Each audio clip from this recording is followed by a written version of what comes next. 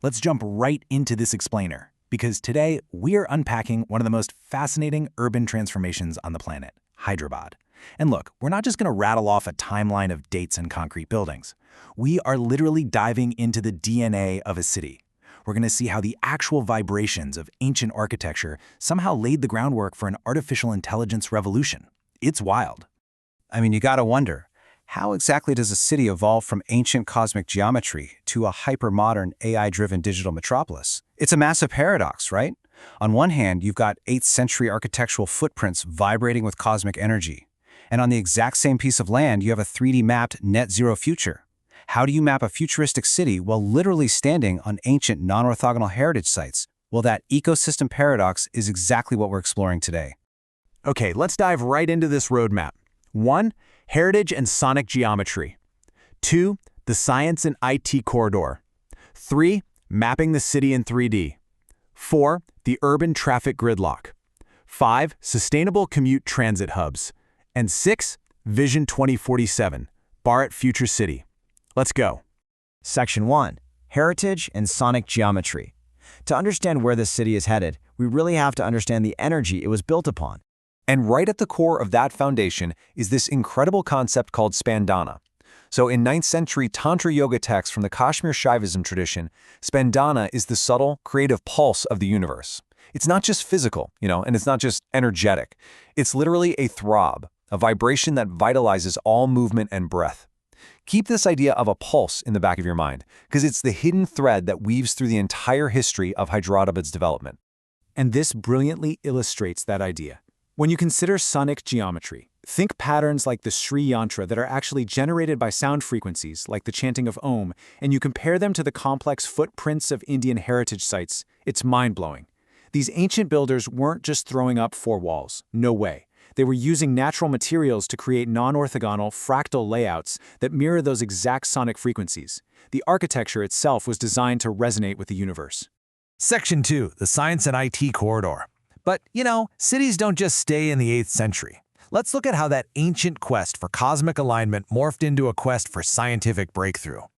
Just imagine a high-momentum journalist traveling through Hyderabad today, moving along the Eastern Science and Research Belt. This stretch from Secunderabad to LB Nagar is a total paradox. Back in the 1950s through the 70s, pioneering research labs like the NGRI and CCMB, they desperately needed environments completely free from urban vibrations. No heavy traffic, no city noise. So they sought out the quiet, green outskirts. And ironically, this pursuit of stillness, which is kind of like a modern search for a low-vibration spandana, ended up triggering massive urban expansion. Just look at the sheer intellectual density that gathered in this quiet zone. You don't even need to read every single number here, but just look at those national rankings.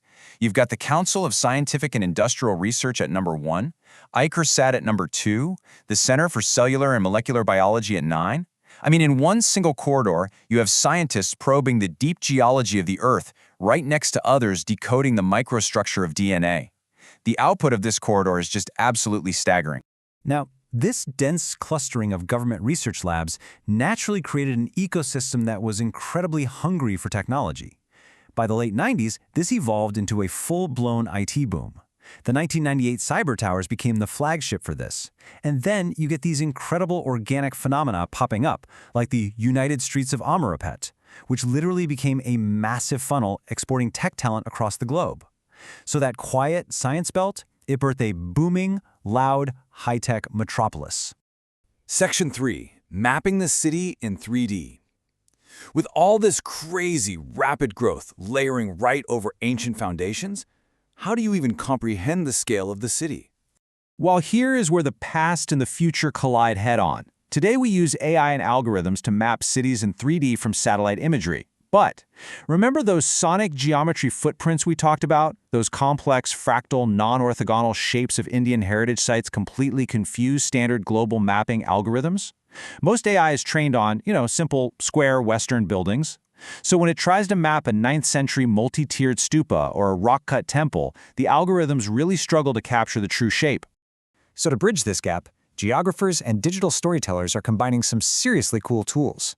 Step 1 involves advanced extraction, using things like Meta's Segment Anything model, or SAM-Geo, which is then heavily post-processed.